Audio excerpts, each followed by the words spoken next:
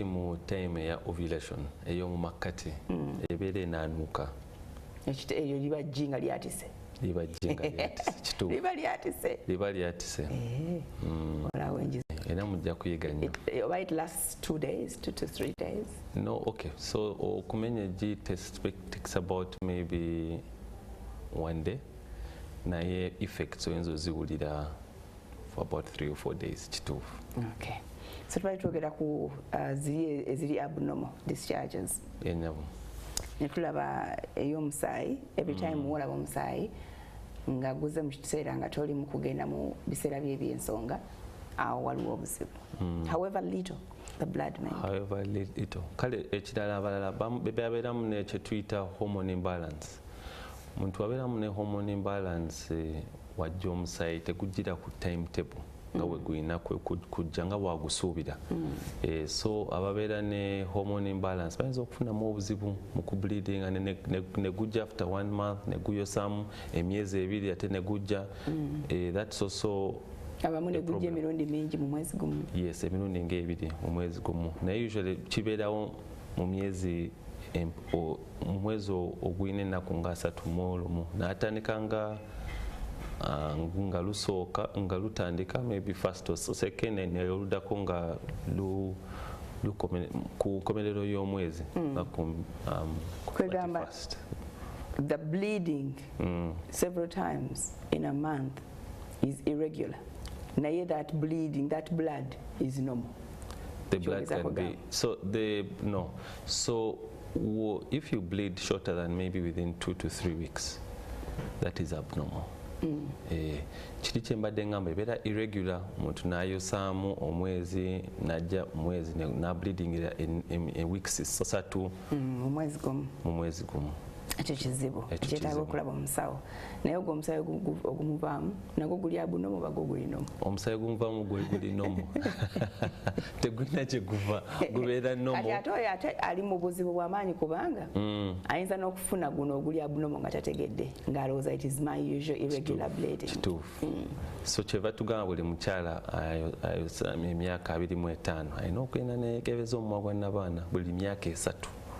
awezeza 25 bano abali biro tebasobola kugufuna riski yabwe ntono nnyo riski ebeera ntono okusinga naye gye bujja tujja batandisa nga ku myaka 21 naye kati poliisi egamba kutandikira ku myaka 25 balina okutandikira okwekebeza omumwa gwa nnabaana buli myaka 3 naye twagala abakyala abakoze ki abegaseeko mukyala nga talinagattako ngaali virgin tuba tulindako nga kitegeeza ne virgin owa 30 naye taba nnyo ku riski yakufuna taba nnyo ku riski cervical cancer kituufu kubanga cervical cancer aba mu kawuka ke tutera okufuna mu nsonga z'okwegatta nakatambuzibwa abasajja si necessarily kubanga betwegatta nabo okay kituufu generally yes yeah okay so what is the other infection ereta discharge infection endala ezireta discharge kale twogedde ku ezesoose twogedde ne candidiasis is the commonest cause of abnormal discharge candida yoyo aleta okusiibwa n'amazzi ameere ennyo agakutte ebitole bongo tugamba mbu research etulaga mbu buli bakyala 10 at least 7 bafuna candida at one point in their lives okay and babiri ku 10 7 so it means it's very common ndabanga ne research eri inaccurate tetuli mwenda nedda okay so research yetugana naye we say it is very common ate babiri ku 3 kwaba 10 bafuna kye tuyita recurrent afunako olumu n'afuna olulala bw'atyo so kibeerawo nnyo so it's very common ate nga yesinga okuba common abakyala babiyiga kati beegulira n'eddagala kubanga amanya lwe likyakola kiba kyekimu kati kangula eddagala lyerimu libeerengawo libeerayo ne mu drowa zaffe eyo mu kisenge bwenkawulira bwe nti kati discharge ereetebwa kandida n'okuwunyawunya oba tetera kuwuna ebunduka bubondeso eya kandida etera kuleeta kusiibwa na discharge n'engeri y'okwewulira ng'ebiwundu munda kubanga weetakula n'ofuna n'obuwundu obuva mu kwetakula ennyo otakula no kungulu otakula kungulu ate kandida tawona kandida awona naye tumugatta ku 6 kila ekitundu kya kandida tatta naye wabula akuggyako emirembe akuggyako emirembe ayinza okulinda ng'osimbye layini mu bbanka n'ajja n'akusiiwa n'okinyonyo tolina w'omutakula ate kalemerako so naye nga awonyezebwa bulungi nnyo omuntu wakola wafuna eddagala ettuufu naye eri ebintu ebirala bye tulina okukola okwewala okufuna kandida owa bulijjo kati abantu abalina endwadde kwegamba n'oba ng'obadde ku antibiotics oba obadde ku steroids eri eddagala erya steroids dexa prednisolone eddagala eryo bw'olibeerako ebbanga ddene lissa immunity bwe lissa immunity n'otandika okusiibwa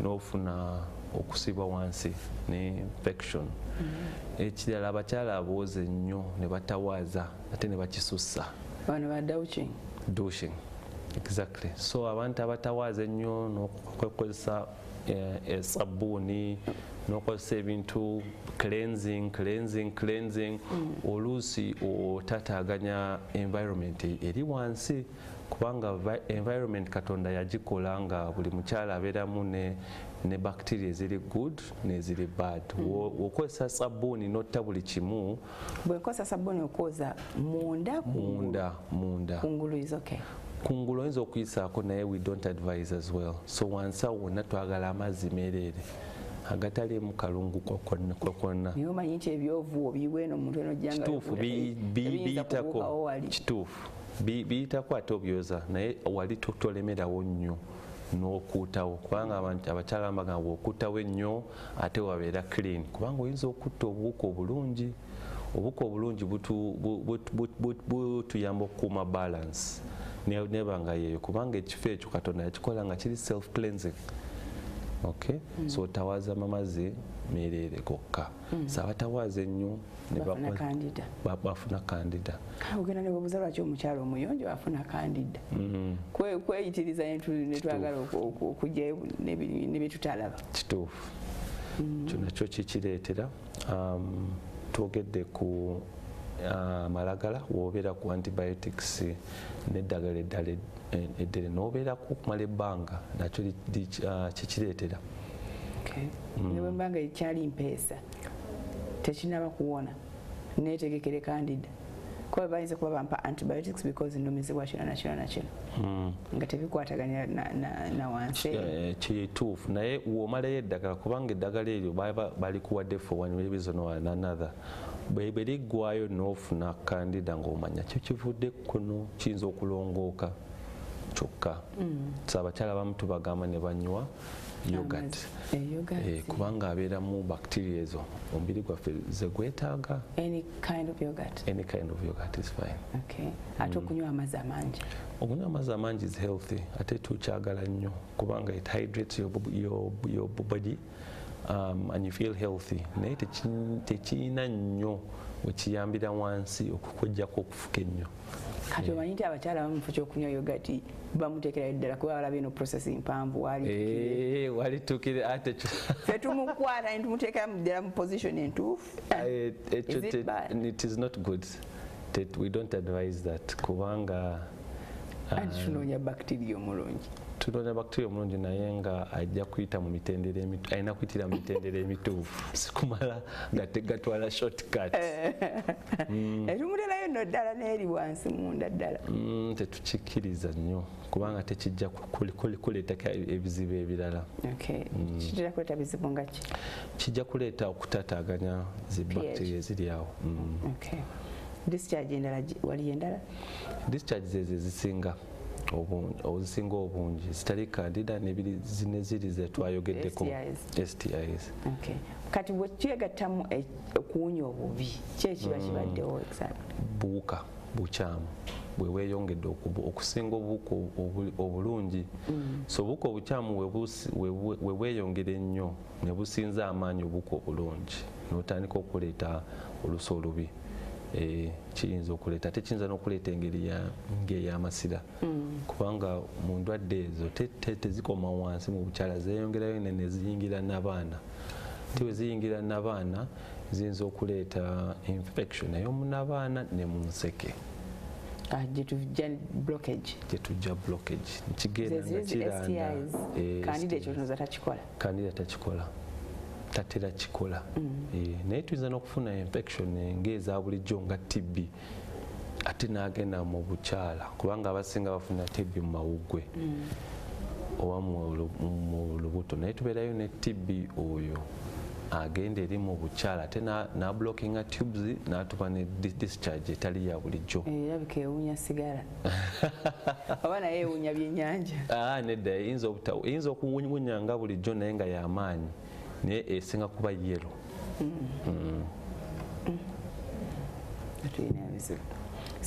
Ekyenyanja kirwawo nno nakyo okuwona. Ekyenyanja kirwawo okuwona.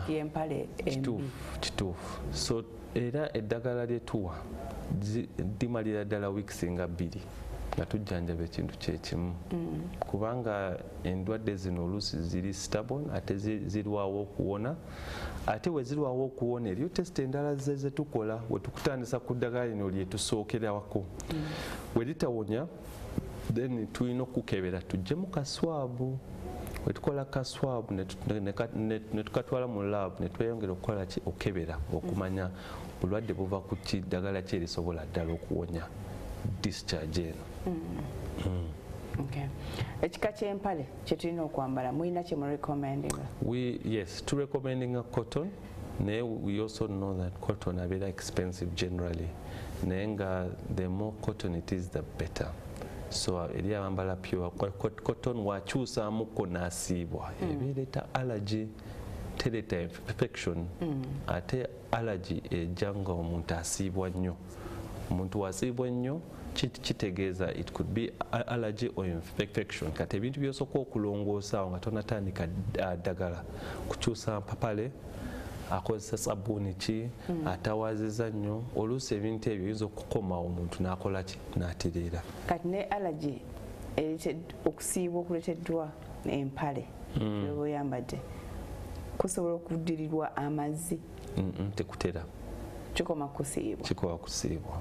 Ate nono okwetakula nga wakalu nakyo problem. Obasangayo the normal naye usually oba osangayo normal fluid naye okusiiba okutalimu mazzi makyafu oba agatali ga bulijjo ng'omanya kiyinza okuva ku allergy.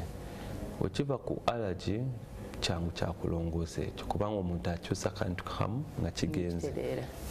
Kati wekiba persistent? Wekiba kiri persistent kajja tulaba nga tumuwayo eddagala kubanga eyinza okubeerayo endwadde endala ezitali za allergy nga si za cancer oba nga si za infection naye nga bintu birala biba nga skin diseases ezibeera wansi. Kati nga kino ekya allergy ekyempale kyescaletinze bwescaletins nekizuukusa biri ebibadde byebase? Kituufu. Okay. So ate tulina ne issue ya panty liners. Are they recommended? Yes, panty liners are recommended kubanga zikubeesa comfortable obutatobya kawale ka munda. Naye panty liners ezimu ate ziyinza okuleeta obuzibu bwa allergy. Muyinza okubeeramu ebintu ebitakwatagana na mubiri gwo n'otandika okwesiibwa. So tugamba abantu bakozese kye bali used to, kintu kyamanyidde nga tekimuleetera w'okyusa panty liner n'ofunamu okwesiiba ng'omanya kyekizibu. Naye nga panty liner tezirina buzibu. Actually zituwaako ndowooza zituyamba n'okwidentifyinga ekizibu kye tuba tulina. Because kuli ku panty liner kwe kugira that liquid n'omanya leero ya green biwunye ziwunye wala n'ogijjayo ng'eri naddala ali ku treatment ngeri empty very clean kabonero mbu kirabika whatever infection I had ewonye kituufu ne punchliners ziranga bugani zina mugondi zina ebika atugomanyi kikaaki kyokosa oba nsobola n'okujja nenebuuza ku musawo wange abasawo tetutera kumanya nnyo which brand to use kubanga oluusi omulwadde oba omuntu yenna aba nekyasobola nekyamanyidde newakigulira our role is to tell you ekukoledde oba tekukoledde naye ffe tetutera ku recommending any brand over the other kiri eri brand okutuconvincing kituufu oyogedde ku quantity eya discharge waliwo ajjanka discharge katono kali manageable even if you don't wear a panty liner waba holding it even flows out through the panty to the clothes onto the floor uba onawatudde kitegeeza the more the liquid or the fluid the bad the infection. Yes, that's true. So omuntu waba ne infection n'obubonero bwe twayogeddeko nga bulina obubonero bwa abnormal discharge. One of the signs is a lot of discharge. Discharge weyongera obungi nga amazzi mangi agavaayo yeetaaga okujja tumujjanjabe kubanga ekyo nakyo ekiri abnormal kubanga amazzi we gajja amangi nga si mukyala wa lubuto kubanga omukyala w'olubuto aba ne discharge ayinza okuba ne increased discharge okusinga omukyala atali lubuto. Nga kiva ku low immunity? Yes, part of it is low immunity. Naye nga eri enkyukakyuka eziba mu bakyala ab'embuto zize tusuubire okuleetamu discharge nga esingako ku mukyala atali lubuto. Naye nga eba normal? Eba normal. Mukyala eba normal. Oba oluusi amazzi ne gavaayo mangi nga amazzi ge ensondwe eyatise so nakyo kibaawo so omukyala ayinza okuba nga ali ku TV awulira nga wa lubuto amazzi ne gavaayo n'alowooza eno discharge kumbe ensondwe ekoze eki kisinziira myezi kigyalimu oba esobola n'okwabika when we least expected like 6 months. Yes, it can happen at 6 months nga olubuto lwekyanze. Okay.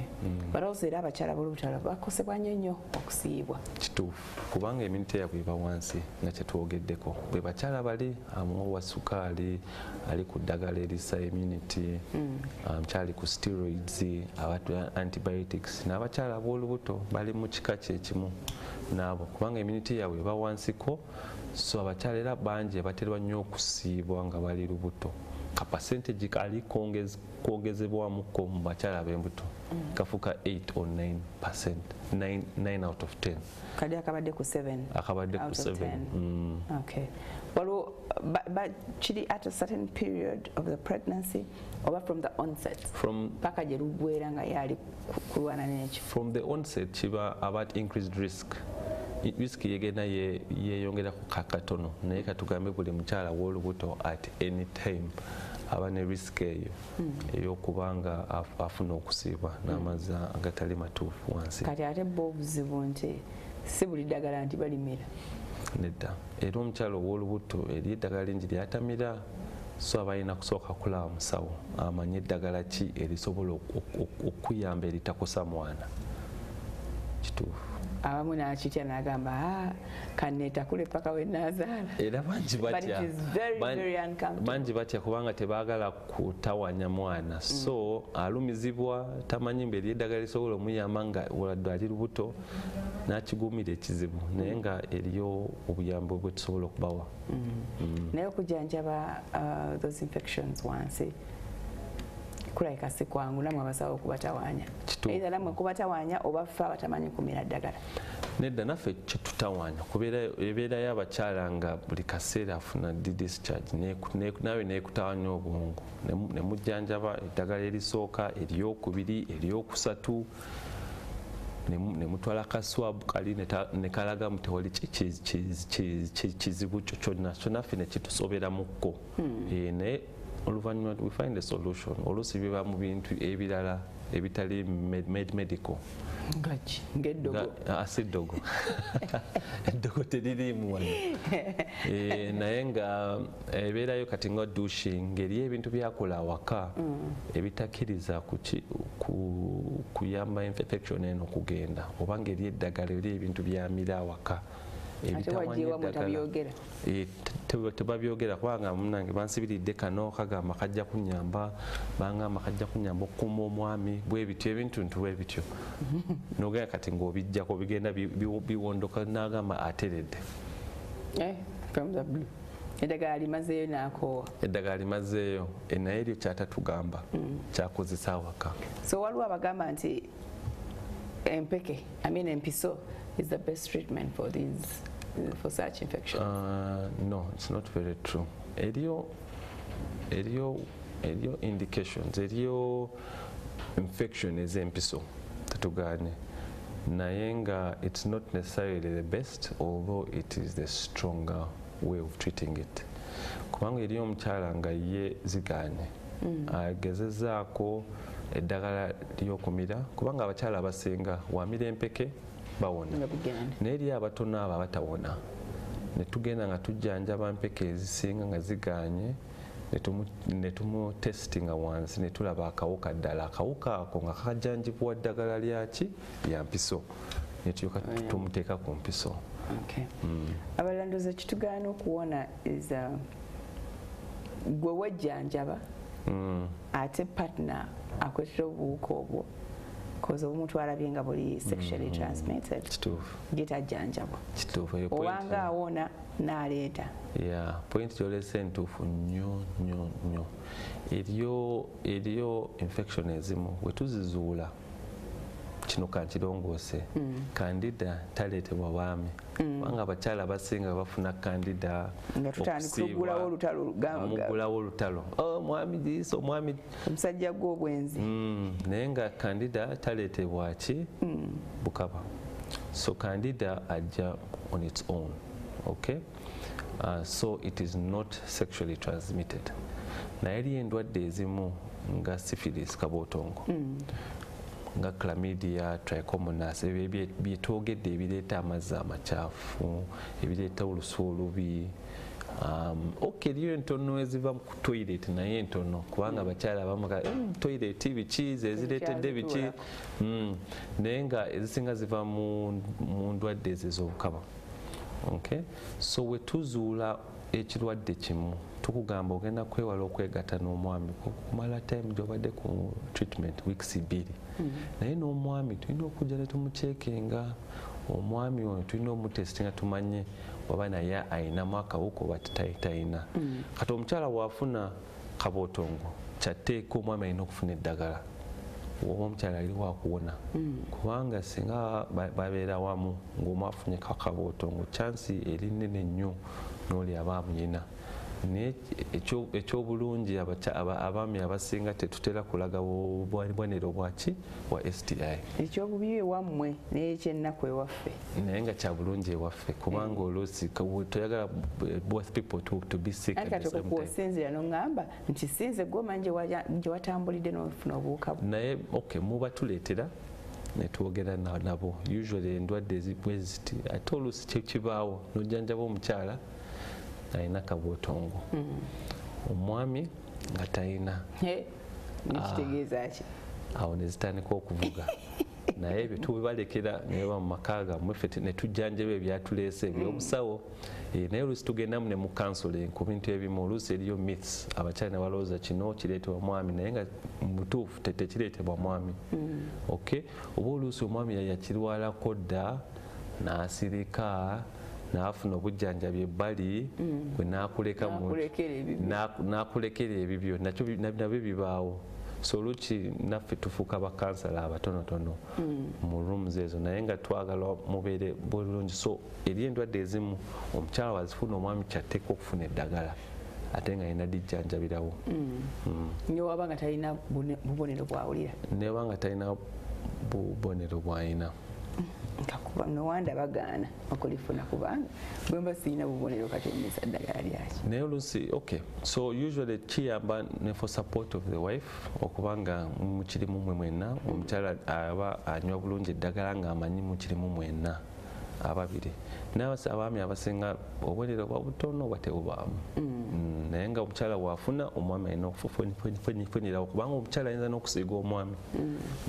Wow, tugenda kumulamu katono nnyo ate naweereza kibuuzo kyo kiweereze ku 700 65 65 00.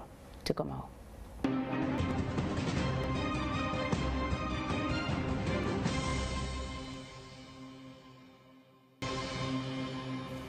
Thank you so much for keeping it. MwasuzeMutya tukyagenda mu maaso weereza ekibuuzo kyo ng'oyita ku 700 65 65 00. It's a WhatsApp message.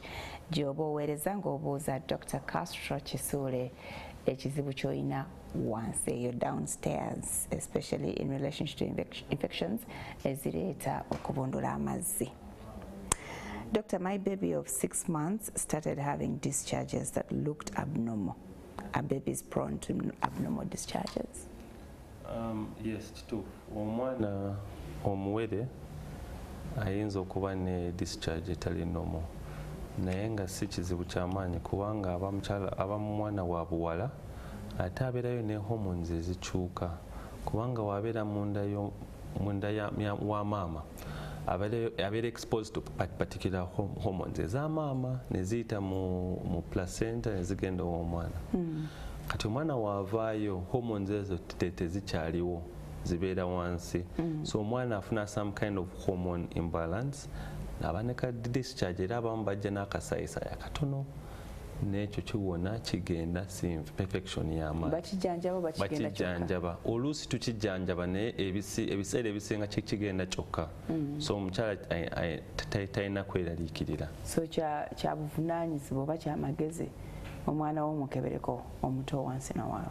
Kituufu kubanga oba olina okumukebera omukyusa otya diaper nga tomukebedde, usually omusiimulako. Usually so abamaama batera okukiraba naye nga si kyabulabe nnyo. Kiba kya kala ki? Usually kiyinza okuba yellowish oba red. Naye wamu n'akasayisayi akavaamu. Wekiba ekirala then there's an issue ayina okumutuleetera ne tumulaba. Tekirina kuwangaalawo? Tekirina kuwangaala bbanga ddene. Kyumbadde sinakiraba. Too bad. Okay, last week tekiyinza kubanga kyava oba ku infections maama ze yafuna ngoba mama yalina kibeerawo actually kituufu naye nga that is usually the first 2 weeks of birth. Omwana nga aba yakazaalibwa n'afuna infections ze tumanyi eziva ewa maama naye waba abaddewo for 6 months teziva wa maama.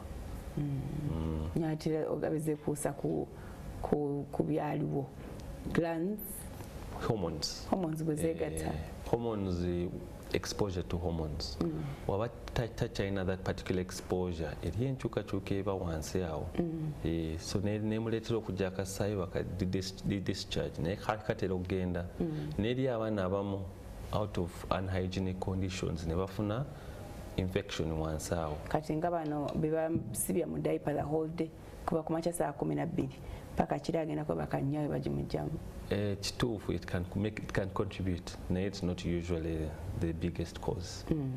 Kati I had unhygienic practices obutakyusa okulwawo okukyusa omwana ayinza okwepapamira n'otamulongoosa bulungi nebisigalirawo mu kifo ky'okumunaza obulungi, nakyo kireeta infection okubeerawo mu bitundu ebyekyama. Abamu tuyisaawo buyisa bu baby wipes. Is that okay? That's okay. That's okay. Baby wipes, most of them don't cause issues. Naye oluusi buyinza okuleeta okuwetuputuka ne bafuna engeri ya allergy. Which is not very worrying. Which is not good. You stop it, gives some drugs, oba oluusi kigenda kyokka. N'okyusa kika kya wipes. N'okyusa kika kya wipes. Okay. Abamu basiimula na tissue. Abamu n'ebikookoma byabwe mu kyalo n'akaleka ne katambula takozezaako n'amazzi ate nga batugamba tukimanyi nti when poo bw'aba inaasembera sayidi eno mu maaso trouble. Kituufu. Eventually omwana afuna. Kubanga tuba tulina kulongoosa okuva waggulu okugenda wansi, so ekyo kituyamba okwewala ebiva wansi gyetufulumira okugenda waggulu gyetufukira. So kati diaper yo omwana wagiyonoonamu bibeera omwo byonna nga bitudde bw'atuula bwadduka biri omwo byegiriza, meaning some of even the poo evaayo neyingira eri munda mu bukyala. tetera naye nga it's a possibility so omuntu oba olongosa omwana olina omulongosa obulungi obutabirekayo munda oba bunyiriza obwanye nti diaper eteriimu puwa kiriko osusu but n'omwoza n'amazzi at least wanaabako olunaku n'alongosesebwa. Okay. Last week I had a porridge-like discharge and later it looked pink or a bit of blood in it. What could have been the problem? Okay, kijja kusinzira ku part of the cycle she's in. The discharge yajjadde usually pink the discharge ebeetegeeza something to do with blood either at the end or at the beginning. Usually before a period or after a period. So kijja kusinzira naye porridge like discharge depends on what she calls porridge. Nalabika bongo. Waba bongo then tuba tusobola okumufunira eddagala ebiyamba. Engeri gy'asawundingamu kiringa ekyaze abruptly. Ekyo ekintu kya bongo tekijja nga kibuildinga osooka na kusiibwa then nobeera ne discharge eringa eri nnomo naye ng'ate ku luno eri nnyingiko. Bwe kitera okutandika naye abantu abamu of course bakigayiririranga nga kitandika najja nga already kikoze it has become established so oyo aba tuba tumuwa eddagala eriyamba ku discharge eyo n'afuna relief.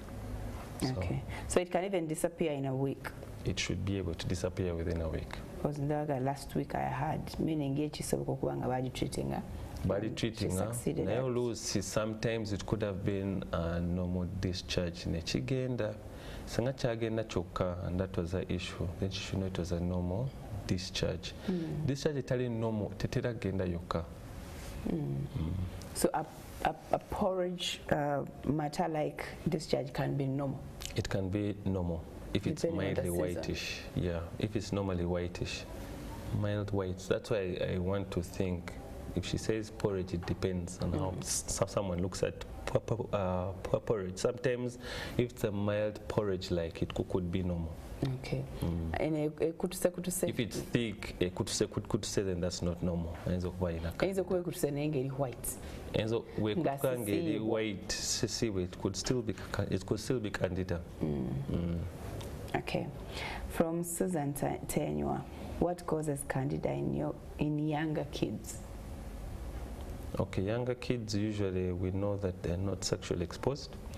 So what we think causes is usually douching, cleaning a lot. Ngani aba cleaning ayo? Fe wa mama. Fe wa mama oba n'abaana ne batatawazayo ne sabuni. So koleki.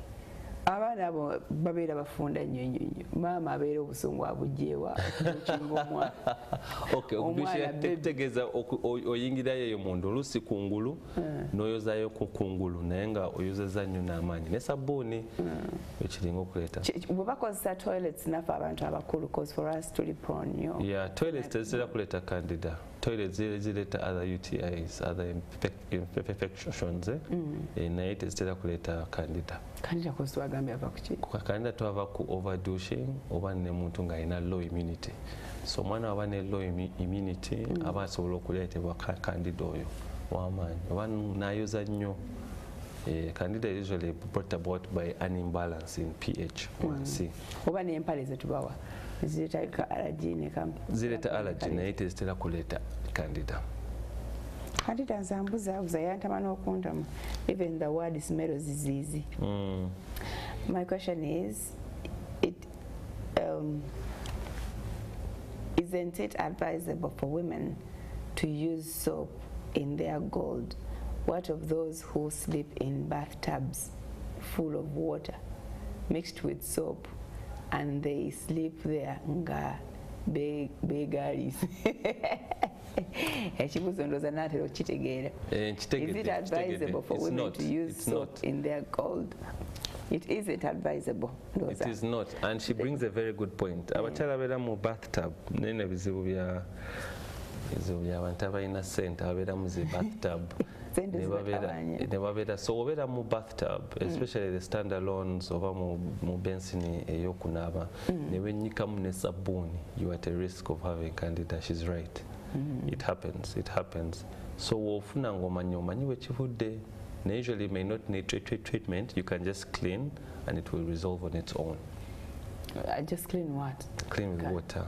After the soapy water? After soapy water.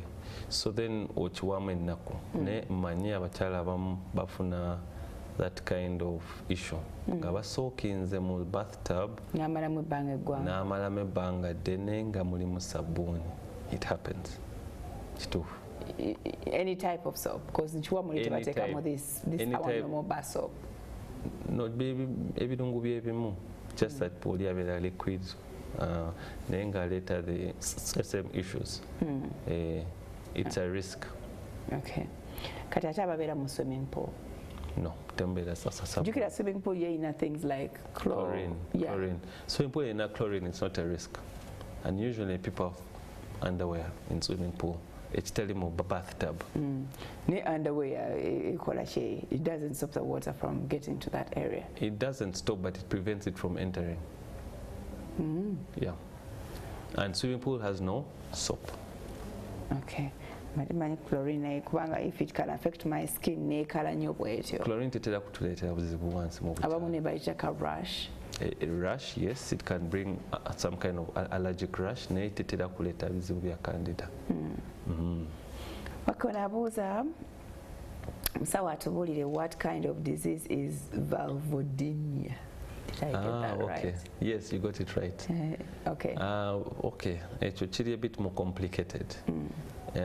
Vulvodynia kitegeeza mu lulimi lwaffe kitegeera it's a combination of two words. Vulva ye wansi mu bukyala. Dynia is pain. Eri abakyala bafuna pain mu bukyala kungulu etera kuba kungulu kubanga eri valve etegeeza ebweru. Dynia netegeeza pain. Kati eri abakyala bafuna pain ku bukyala atali munda. Okay, kati pain eyo ereetebwa ebintu bingi. Infections is one of the causes. Naye eri ebintu ebirala ebireeta pain eyo ey'oku bukyala etali infections. Waliwo pain ne wabaawo ne itching. Yes. What we normally have is itching. Yes, what you usually have is itching. Naye eriyo pain ng'oli omukyala awulira okulumizibwa kungi nnyo. Okay, n'abanga eriyo ekifo ekyo kimuluma tewasiiwa naye nga wamuluma. Nga sibujjukira kunnumako. Okay, buli a bit more rare. Naye nga abakyala abalina ekizibu ekyo usually we treat them separately kubanga ebizibu aba bingi. Abakyala abane vulvodynia babane it's a big topic as well. Naye tumanyi mbu abakyala, for example, it's usually issues like that ziba mu psychological connotation. Omukyala nga bamukwatako edda n'afuna psychological torture. So usually waba agenda okwegatta n'omwami n'awulira obulumi bungi nnyo. So usually nga tulina okuzuula obulumi obuva ku ki ne tumukansolinga ne tumanya obulumi gye buva n'ensonga bwe zityo. Naye nga it is a bigger topic. Ate eriyo endwadde endala ezitali za infection ezireeta obulumi obuli ku bukyala awo ku vulva. Ye vulva yeru. Vulva ye kungulu kwanama. Kyonna kungulu, everything clitoris. Yes. So clitoris and the two lips, that's the vulva. Naye bweri watching ku bukyala, that's the vulva. So eriyo n'endwadde endala ze tutagenzeemu eziyinza okuba nga zireetera omuntu okulumizibwa ng'oluusi ziyinza okutandikiriza nga kansa kubanga eriyo bye tuyita nga VIN, vulvar intraepithelial neoplasia, nga kiyinza okuba nga kansa atandikiriza. Waba atandikirizwa ebeerayo point eziyinza okuluma oba ne wabeerawo n'ekizimba. Okay, oba ne wabeerayo ne skin condition endala. Ekinanansi Ekiyinza okuba nga ekinanansi kyekye kiri what what tezitera kuluma. What's a painless. Okay, how possible? Tezisiiwa, muntu just awulira kintu kiriyo ebitulututu oba kinaye tebitera kuluma. Omuntu wa vulvodynia aba muntu mulala. Tubayo ne investigation endala ze tutatera kukola mu bantu ba bulijjo okuzuula obulumi buvuddewa tetusobola kubujjanjaba tutya. Kyekireta warts ezo? Warts ezo zireetebwa in short they are also sexually transmitted. So akawuka akaleeta warts ke kamu n'akaleeta cervical cancer naye bwawukanamuko mu subtypes naye nga akawuka ke kamu tukayita HPV, human papilloma virus. Akawuka ako ke katera okuleeta warts ate nga kava mu kwegatta mu biseera ebisinga. There are also special circumstances where we may get it differently naye for purposes of learning tumanye nga ebiseera ebisinga biva mu kwegatta. Kati weegatta n'ofuna akawuka ako n'osanga immunity ng'eri wansi ng'agattamu kandida n'ebiryoka bikusiiwa. So n'olyoka otandika okufuna ki warts ebinaanansi. Omanye ebyo ebinaanansi tumanyi nti babiroga. Tumanyi nti babiroga naye nga tebiva ogenda obuze ekinaanansi n'oli waba akutisatisa ganja kunoga ekinaanansi. So that's why information is power. Tubijjanjaba eri eddagala erijjanjaba ebinaanansi era omuntu alwadde ebinaanansi yenna ajje tumujjanjaba. Eriyo wetuteekako eddagala ery'okusigako eryo n'ebinaanansi ebinene byetaaga kulongoosebwa. Okay. Oyo abuuza valvodynia y'omu abuuza ne trichomoniasis. Trichomoniasis twakyogeddeko dda byebimu ebireeta ku discharge eya yellow, ewunya obubi, eya fish, eya green byebimu. So eyo infection etera kuleetebwa abasinga obungi it can be sexually transmitted endwadde z'obukaba. Abatono bayinza okujja ku toilet. Era abaana abato batera okufuna eyo infection eva ku toilet. Okay, aba unlucky omuntu ng'alina ekirwadde kya trichomonas n'akozesa toilet emu gwe nodda mu toilet yemu amazzi ne gakusammukirira mu bukyala osobola okufuna. Tugambe symptoms zayo ze ziriwo? Ebeera ne yellowish discharge, offensive and it smells bad. Okay. Abaana abato tugamba ba teens, teen girls oba tugamba bato even as young as 8. Even as young as 8 years they can get it from toilet. 2 and below. 2 and below no. Babeera ku poti. Babeera ku poti. Okay. Abuuza n'okubuuza what's amenorrhea? Amenorrhea kigambo kya lusawo kitegeeza mbu omuntu atagenda mu nsonga. Kati w'oyosa ensonga for one reason or another, that's amenorrhea. Amenorrhea, it means no period. Nga togenda mu nsonga. Eriyo states ennomu abaana abatagenda kati omwana atannatandika nsonga aba ne amenorrhea. 8 years and below or 9 years and below. Mwana watandika ensonga then abanga afuna periods aba bulungi. Naye wafuna olubuto ensonga nezigenda. So there are some normal states as amenorrhea. Before puberty ng'omuntu ali pregnant n'oli omukyala ng'amaze ensonga agenze mu menopause aba ne no periods. So that's normal. Aba ne no periods in the reproductive age ekiri abnormal ng'aggyeko olubuto oba ng'ayonsa. Ebeerayo abakyala abayosaamu ensonga bebali betwogeddeko abeera ne hormone imbalance n'abanga hormones teziri balanced bulungi tareleasinga G bwatareleasinga G tutafuna ki nsonga kyekya amenorrhea. Okay. Good morning. I always get a reddish brownish discharge every 2 weeks towards my P's. This started happening after I removed my catheter, which I had spent 5 years with. What could be the cause of this? Yeah, so she's right. She knows the cause. So it happened. Usually chigenda choka techetaga ddagala. Kati akaweta ako bwe tuba tukajja mu katera okutakula munda mw'abaana. Okay, it goes through repair when you get periods. Naye usually once in a while afunamu ka discharge ako kyeva twogedde bwe twabadde tutandika ne tugamba okusinziira ku period gyalimu mu nsonga mu cycle omuntu ayinza okufuna different kind of fluids ezivaayo. ekyo talina kweraliikirira kijja genda kyokka. Okay, naye agamba kyatandika yayita kiina nga akaweta gye kali but bwe yakajjaayo bwe kyatandika.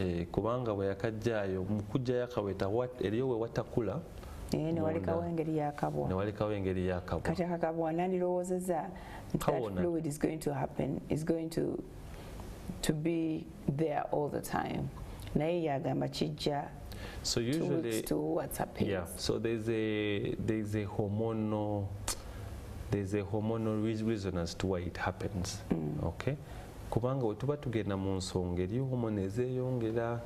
So eriyo hormone ezeeyongera ne zireeta some kind of discharge eva mu abaana. Kati discharge eyo ova wakaweta wekavwevudde, it can be normal. So teyeetaaga kweraliikirira nnyo. Kijja genda kyokka. How long does that effect last? It usually lasts about 2 or 3 cycles. Kubanga that part gets repaired. When it gets repaired, it will clear. Okay. Nasaka Mary Abuza, I want to ask Abuza about the cause of body warts in private parts and how to treat them. I think Dr. Chava chogerako. Body wax? Warts. Oh, warts, okay. Obuntu obwo tobutreatinze tebuyinza okugenda ne buziba n'ekifo ekyo. Buyinza okuwona ekifo kyonna by the way wetuba tetubujjanjabye naye most times bwebubeera awantu awamu tebutera kweyongera ne bubeera mu bifo ebingi ng'olabikamu wano olabya kalala eri tera bukula ne bweyongera. So bwetaaga okujjanjabibwa ne bufuna n'abaana n'abazzukulu ate ne bugejja ate buleeta n'ensonyi wansi. So it would be important bw'aba akalabyeko ajje tukajjanjaba. Tugambye buva ku ki? Buva ku STDs. Okay. Buva ku HPV. Era abasajja era be bakatambuza tutuuse okwewala abasajja. Yes. What causes genital warts? Okay, onayaze mu kibuuzo kyekimu. What's the possible treatment for ladies below 30? Ladies below 30. Batera okuzifuna nabo below 30? Yeah. Abatatera kubufuna bakyala abali mu menopause n'abaana batanagenda mu puberty. Because they balina those hormones because they're not always sexually exposed as these people are. Yeah, so that's what it is. Okay. We're talking about discharge. What when a discharge is during or shortly before sexual intercourse? Before, yes. So what causes abakyala abamu okuba nti baba dry? Okay. So that's a good question. Abakyala abasinga, one of the causes I didn't mention of a normal discharge is sexual arousal. Simanyi wakinyonyola mu luzungu naye abakyala tugiyite mood. Abakyala babateeka mu mood. Eriyo glands munda ezibeerezinga amazzi agaseerera. Amazzi ago agaseerera gayamba nga temunneegatta or causing a less friction. Okay, so that's a normal thing. Eriyo signal esindika okugenda mu bwongo ne busindika signal endala negamba kati mu releasing amazzi bwegati ne bwegati okuva mu zino glands. That's normal. Kati abakyala abateeratera kuba n'amazzi ago usually ebiseera ebisinga tebabatadde mu mood. That's the commonest cause. So tebaddamu tubanja bye batatuwadde. Kituufu kubanga usually it is more complicated. It's not that tebalina not usually. Obulwadde obumu buleeta omuntu ng'ali ku treatment ya candida which it can make it a bit dry. Naye ng'ebyo byonna obijjeemu omukyala otamuteeka mu mood usually amazzi tegajja. And usually it takes time and different people respond differently. Eri abanguyirwa eri abalwawo. Okay. Si bulwadde. But it is very, very important that she gets it. It's important. Obuzibu obujja mu kukubagana okwo kituufu it's important naye eriyo abakyala abalina obuzibu obuli genuine n'agamba ntadde mu mood naye kituufu like abakyala bali mu menopause it happens okay kubanga hormones eri ezikendedde ekitali mu bakyala bano abali 30 and 20s kubanga abakyala abasinga balina hormone eyo ebayambako to keep that place moist and vitalized yeah tulina ne byetunywa ebingi batulwana okufuna fluid eyo ebyo siina nnyo bwino abukakasa oba atabukakasa simanyi I don't know how it works nefe mu lusawo lwaffe eriyo byetumanyi ebireeterwako amazzi agate ebisinga biri mu bwongo and for some people abalina obuzibu tubawa some bit of lubrication abalina genuine issues okay but it has to go through a series of counseling we call that psychosexual counseling okay katugende tumulemu katono kujukiza namba 700656500 atana bakuweleza kibuuzo kyo 7 not 65 not kiweleze tukomekeze.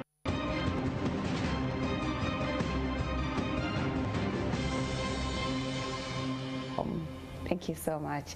Tuyingire ekintu kyaffe ekisembayo ekya omulamu ogwaleero tubadde twogera oba tukyayogera ku vaginal fluids mu bitundu byaffe ebyabakyala ebyekyama n'ebintu ebitera okututawaanya sayidi naddala bwekituuka ku mazzi ki agava sayidi eyo. Engeri gye twegattamu ne betwegattamu nabo bavaako ebirwadde bitutera okubundula amazzi amabi. Engoye zennyini ze twambala wansi eyo zireeta amazzi amabi. Byetukozesa wansi eyo bireeta amazzi amabi.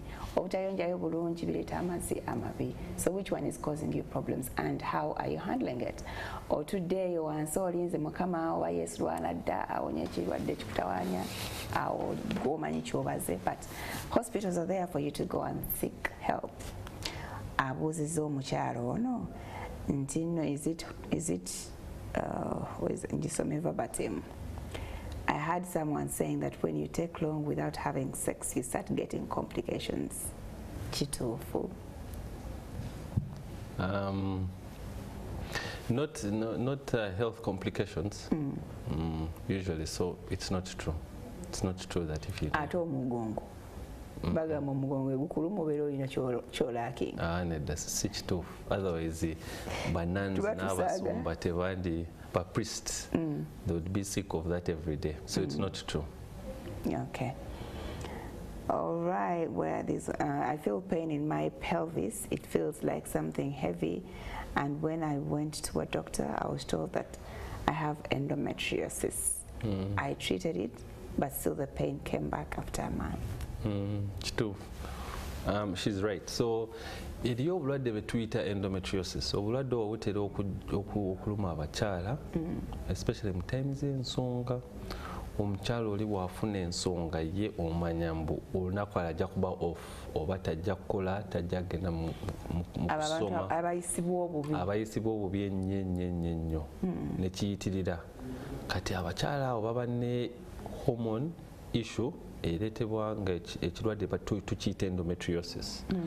Endometriosis kirwadde kiri very long ate kiri chronic tekijjanjabibwa mwezi gumu nekigenda wabula tuba tulina okujjanjaba okumala ekiseera ekiwera so omukyala baba bamugambye alina endometriosis it's not usually treatment of 1 week 2 weeks it's going to go away tuba tukuwa eddagala erimala ekiseera ekiwanvu ennyo so buli mukyala alumizibwa ng'amanyi alumizibwa mu lubuto mu time ey'ensonga abalina okulaba omusawo kubanga it could be endometriosis ate eddagala lyetuwa abakyala aba endometriosis oluusi abamu beetaaga nakulongoosebwa okukendeezako ku bulumi obwo bwa endometriosis naye babeera bamulongoosa ki oluusi abamu babeera n'ebizimba ebirimu endometriotic fluid endometriomas oba eriyo abakyala abamu ababa ne deposits za endometriosis endometriosis nga tulina bijjamu tulina bisalamu kubanga buli bwe bibeera bituleetera obulumi. Endometriosis ke kabubi kannabaana akamanyi okulukuta kesanga in different parts that is not the uterus. Kituufu nnyo nga bw'okyogedde. So endometriosis kiva munda mwannabaana awatera okuva omusaayi n'ebino ebitera okushedinga every month byesanga mu bifo byebitalina kuba ebweru bwannabaana ate ne bituleetera obulumi. So every time I bleed nabyo bleedingireyo ne bikulumya. So we tuba tubioperating tulina obigera nga tubisalamu okukendeeza obulumi obwo oba ne tukuwa hormones ezibisirisa ne it is not treatment for 1 month. Some abambesanga it's going to be happening to them until they leave this world. No, until menopause. Endometriosis is a problem of hormones. Okay. Yeah, so it will come only in women who are in reproductive age. Nga hormones ziri waggulu wezikendera nga ngeza menopause nacho kikigenda. Rarely do we get endometriosis after menopause. Okay. Bibeera yeyo naye nga tewali kibitawanya. You're not going to bleed. You're not going to bleed anyway. Okay. Always experience some form. Okay, I always experience some form of blisters which are painful on my butt when I'm nearing my P's. What is the cause? Yeah, those are many problems in one statement. But yeah, usually there are people who experience changes towards their periods.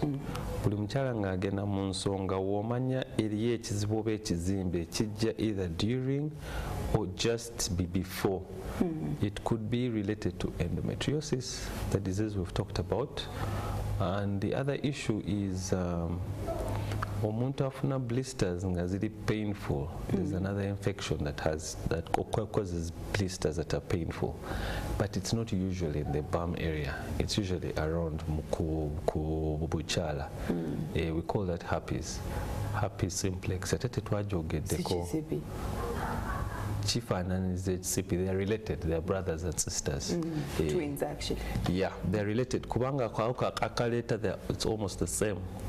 Okay, actually it's the same. So obuwuka obuleeta herpes simplex obutulututu bwonna obujja mu bukyala nga bukuluma nnyo manya ofunye infection eyo herpes yeetaaga kujjanjabwa. That is easy to treat ate bugenda naye tebuwonera ddala. We use tablets and a tube. Okay, ako nabo nkyalinza okalwala. Tokegomba kaluma nnyo. Yes, kaluma. Okay, saagala tekajja. Okay, well, my questions. What causes swelling down when you're doing a long call? Okay, so when you're doing a long call, n'owulirayo ekizimba, it is usually something else. It's called a hemorrhoid. Eriyo ebizimba nga byo bizimba bijja kubanga eriyo emisuwa egigezze ennyo n'egigezze nga ziyise eri bwe tufulumira emabega. So omuntu waba straininga n'awulira ebizimba biva eri mabega biyitibwa hemorrhoids oba piles.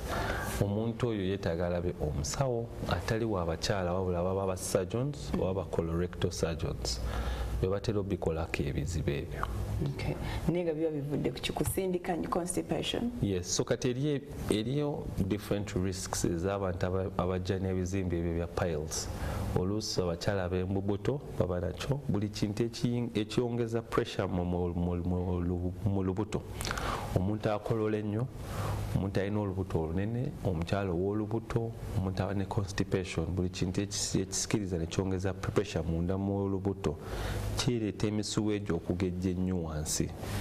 Emisuwa eyo egigejja oluusi abajja ne bleeding oba bafuna ne pain. Kati omuntu bw'atyo aba alina okugenda n'alaba omusawo bwe tuyita ba surgeon. Wa musawo yenna gw'asookereddeko n'eruzi kiggweera wa surgeon bye babijjanjaba. oluusi ebimu tebyetaaga kusala, usually batandisa ku ddagala ebiganye oba ebirina symptoms enene ne babirongoosa.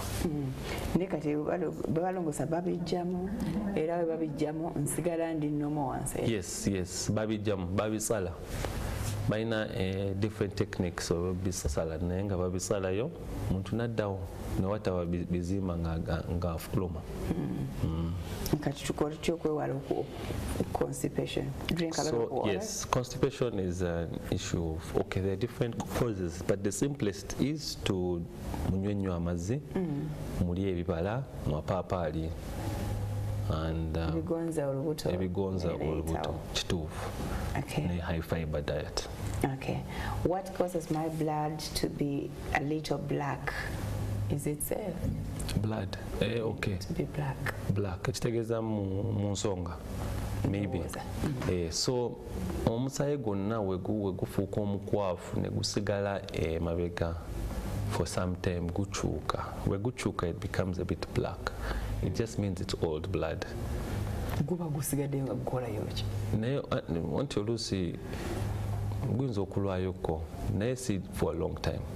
Omusaayi we gujja omungi ne guclotinga ne gujja maybe a day or two, guvayo gukyuseemu.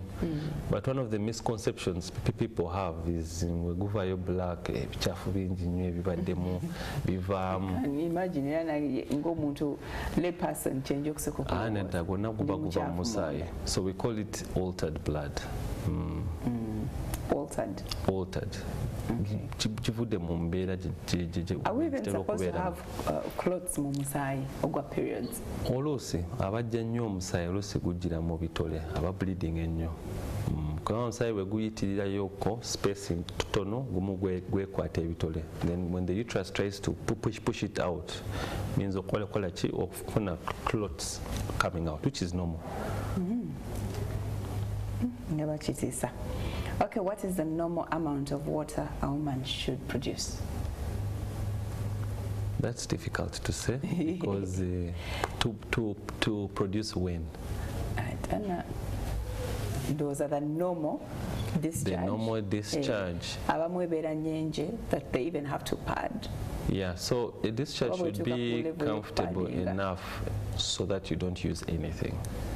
Okay, wotandika okukozesa liner if you're not getting better or if you're not being on treatment. Okozesa liner or a pad that's a little too much. Omuntu yeetaaga ajje tumulabeko. Nze okuwanza ennyo amazzi gange mangi. Okunywa amazzi tekikuleetera. Nze okuba ffe waffe tuli bashe nga twenywa amata mangi. Tekireeta nnyo discharge. Okunywa amazzi amangi tekikuleetera discharge y'amaanyi. Nedda. Wabula omusulo gweyongera. Nekitala, in fact, it's good to correct. Abasinga bwe bafuna discharge bagiyita UTI. Ate nga UTI ya njawulo ku discharge. Kwanza I have a UTI. Ogenda okuzuula ayina vaginal candidiasis. So okubeera n'amazzi amakyafu tekitegeeza olina UTI. UTI eva mu musulo nakawago. Infection zonna obuwuka obwa kawago ne omusulo bwe gufulumira yeba UTI. Okay. So tewali particular amount. Waliwo abawala bavayo naye ayinza okuba batagamba ya sexual. Because waliwo abeewaanira ku bannaabwe nti bo Mukama yabawa. Ne batu feeling safa abatalina bufe Mukama teyatuwa. Ekyo sikiinamu evidence okumanya mbu how much is normal. But usually what we think, what we say is whatever is usual for you is fine. There's no standard. Okumanya buli mukyala alina okuba n'amazzi bwe gati. Omukyala waba agenda okwegatta ne wafuuka mumulisa, that's enough. But I think maybe kyobadde obuuza kiri different kubanga eriyo the female ejaculation ebiki biba bikontana mu bantu. Some people have less, some people have more. Waliwo those who can squat. Kati ne bafiiringa bannaabwe bali abatasobola bo tebalina. It happens and it's not about how much water you drink. It is not even water. Tujja bigenda mu kuba biwanvu. Tuleeta debate. Mwabasusu. Doctor, I was operated on last year, December. My baby is 6 months, but scar itches me a lot. What can I use? Okay, bamulongo samo mwana. 6 months later, enkove chamsi. Chibi tero kubaawo. Abakyala balongoosebwa kiva ku the stitches that were used. Kati omukyala wetumulongoosa nga tutandise okumutunga, wetumutunga their skin, their body reacts with the suture kyetukozeseza kyekireeta okusiibwa okwo naye kutera ne kugenda ng'omubiri gutandise okuwona ennyo naye we kiba kibuze long term 6 months then amanya mbu it's part of what is going to happen for long term. That's one of the long term side effects of operations.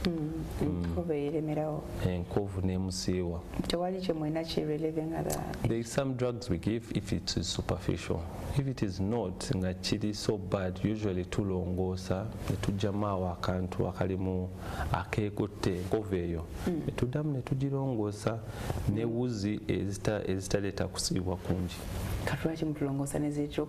In the first place? Usually it's not intended. It's not intended, and we cannot predict how person A's body is going to react to person B. Okay. I have a friend who goes into her periods for only 1 day, and the flow is very, very little. It's very low. Is it healthy, and what could be the cause of that? It is not healthy. One day. We call that Hypo Minoria. Hypo meaning there's little blood coming during the period. Usually there's certain drugs that cause it, and there's certain issues that could arise that may cause someone to have very small amounts of blood in periods. So tuba tulina omukebera. Okay. That is a problem indeed. That is okubanga yenechaye either omusaayi mutono and anemic. Actually okuba anemic kikuleetera okujja omusaayi omungi. But it's not because of anemia. Usually ababeeramu n'enkovu munda munnabaana kati wobeeramu n'enkovu enkovu ezo zikendeeza surface area ereeta omusaayi kati enkovu ezo usually tuba tulina kuzirongoosa tuggyemu enkovu ezo oluusi nga kisusse oba omuntu oyo ayinza n'okuba nga tafuna lubuto kubanga munda mwannabaana mulimu enkovu nnyingi ezimuleetera okujja omusaayi omutono buli time ya periods. Okay, it's not the other way around. It can cause less blood. It's one of the biggest causes of hypomenoria. So endometrium is a eco problem. Eco problem usually. Okay. Kisinzira eriyo emitendera gye tuyitamu.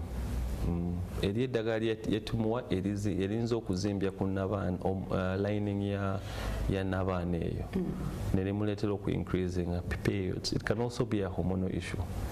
Nga eriyo hormone etera okuzimbya lining eyo naye nga hormone eyo ayina ntono so tuba tumwongerako n'azimbya bulungi n'afuna omusasaayi omulungi because it can also help her conceive best. Okay. Kiva kuki okulumizibwa ennyo ng'omuntu agenda mu period ate bw'aba amaliriza n'avaamu ebitole by'omusaayi mu nnaku ezisembayo? Okay, twakyogeddeko. It's usually endometriosis. Endometriosis ereeta pain ey'amaanyi ennyo ate oluusi eyinza okutandika 2 to 3 days before periods. Pain netandikiriza ebitole, it could be something else or endometriosis. Omuntu ng'ajja nnyo omusaayi mungi so omuntu bw'ati aba yeetagayo obuyambi obw'eddagala erimu erisobola okumuyamba okukendeeza ku bulumi obw'ensonga n'ebitole kubanga eri eddagala eri simple lisobola okumuwa okukendeeza amaanyi ga flow eyo. Okay. Lately, I don't get wet for my boyfriend, yet I be wanting. Could be a bit. Why even getting wet for your boyfriend? Because I know you have to get wet for your husband. But you know, Kuba. So, omuntu watyo. Okay, so we need to go through with them. Abayetaga counseling, and we need to find out more about issues. There are no boyfriend. Yet I got a boyfriend. kirabika amwagala. Tamwagala. Twagambye kiki psychological, you get into the mood. If you have your boyfriend, why aren't you in the mood? It is not that easy. It's not that easy. Usually abakyala baba n'ebizibu ebirala ebiri it can start from somewhere, because when we are doing counseling abakyala abamu tubagamba mbu obwongo bw'abakyala bulinga spaghetti. Akantu wekatandikira si wekakoma, so it is usually jumbled. Omuntu ayinza okuba yamunyiiziza ku makya ne kimu affecting ekiro naye nga kantu katono nnyo, maybe yaganya okumugirawo something small, something like that. So naye ng'obwongo bw'abaami bulinga sandwich. Ojjako omugaati n'otuuka ku ham, bacon, ojjako bacon odda ku mugaati. So whatever happened on the bread will not affect the next thing. Okitegedde? That's how we explain. Whereas the brain of the woman is a bit more complex. Wekitandikira si wekiggwera. Yeah. So mwetagamu a lot of counseling. So omuntu bwatyo kiba kizibu kyakumuwa ddagala agenda okukola okuyamba nedda tuba tulina kuyitira mitandise mu counseling. How is the relationship? Ebizibu ebisinga mu ebyo biba mu relationship. How the relationship is with the person. Amunyiiza atya, asasanyuka atya. Many issues around that. Okay. Akadinooza tekagenze tuggwako tweyanziza nnyo that take home that we must know as women, as ladies, when it comes to our hygiene down there that could lead to abnormal discharges. So what we need to know take home is every woman should know about their normal discharge, what is normal and what is abnormal. If something gets abnormal, kivudde mu mbeera,